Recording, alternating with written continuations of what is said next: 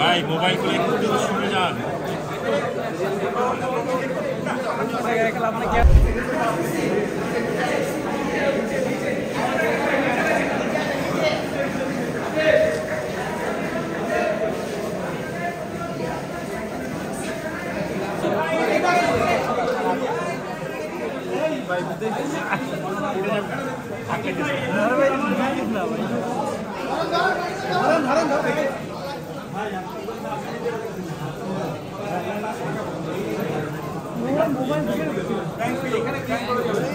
ভাই মোবাইল করে একটু শুনে যান।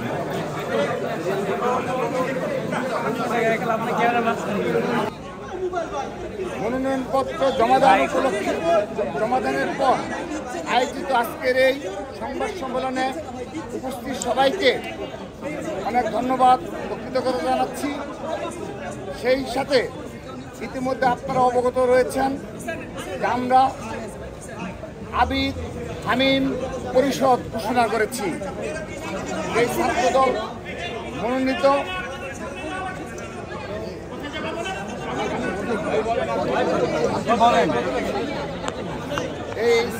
মনোনীত আবিদ হামিম প্যানেলকে এবং মায়ের আমি আবার বলছি ছাত্রদল প্লিজ ভাই প্লিজ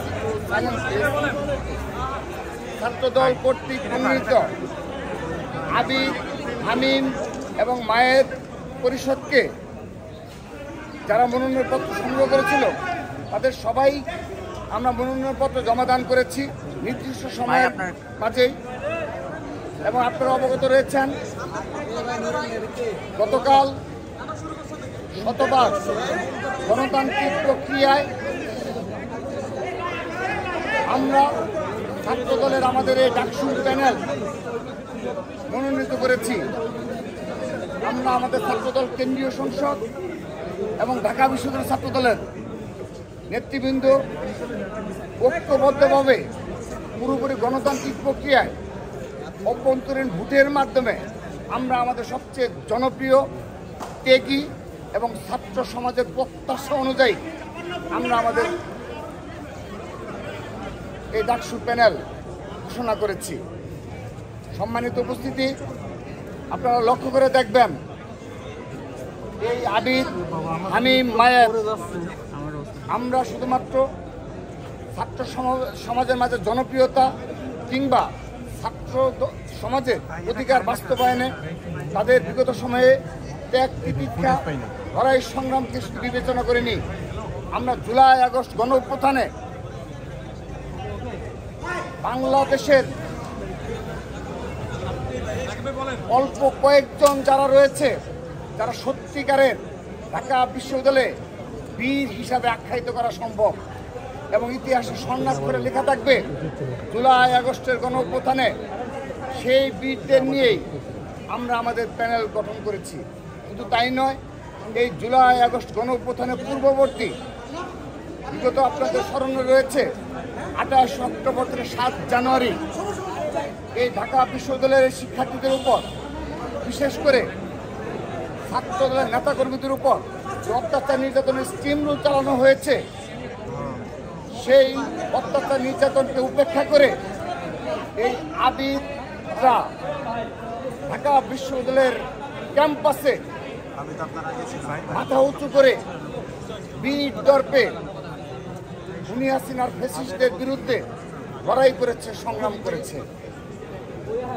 এই আবিদ আর হামিম আমাদের দীর্ঘদিনের পরীক্ষিত নেতৃত্ব এবং ছাত্র সমাজের মাঝে খুবই জনপ্রিয়। আমরা সেজন্য পুরোপুরি গণতান্ত্রিক প্রক্রিয়ায় আমরা আমাদের এই প্যানেল নির্বাচিত করেছি। সেই সাথে আমরা যদি প্যানেল নিয়ে বলি, আমরা একটি ইনক্লুসিভ প্যানেল আমরা করতে সমর্থ হয়েছি। এখানে আমাদের ক্ষুদ্র নির্দিষ্টিকে আমরা মূল্যায়ন করার চেষ্টা করেছি এবং ক্রীড়াবিদকে আমরা নিয়ে এসেছি আমাদের এই প্যানেলে এবং নারীদের অগ্রাধিকার দিয়েছি। কিন্তু হয়তোবা অনেক ডাকসু প্যানেলে নারীদের হয়তো সংখ্যায় বেশি, কিন্তু ছাত্রদল এই 5টি মেয়েদের হলে সবগুলো হলে আমরা আমাদের প্যানেল দিয়েছি। এটি দ্বারা প্রমাণ করতে চাই যে নারীরা এই বাংলাদেশে আগামী রাষ্ট্রে যে অর্ধেক পরিমাণে যে ক্ষমতার অধিকারী হওয়া উচিত তার প্রমাণের নিমিত্তেই আমরা আমাদের বিপুল সংখ্যক নারী নেতৃত্বকে আমরা এই ডাকসু প্যানেলে অন্তর্ভুক্ত করেছি হল পর্যায়ে এবং আমাদের ডাকসু প্যানেলে। তো হল পর্যায়ে আমাদের সংখ্যাটা অনেক বেশি, সেজন্য আমরা ঘোষণা করে দিয়েছি তাদের সেই নাম।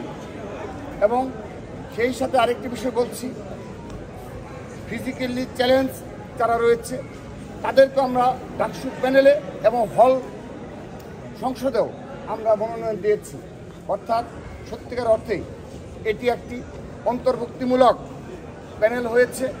আমরা সাধারণ শিক্ষার্থীদের দৃষ্টি আকর্ষণ করতে ইতিমধ্যে সমর্থ হয়েছি এবং সাধারণ শিক্ষার্থীদের প্রত্যাশা অনুযায়ী আমরা প্যানেল দিয়েছি।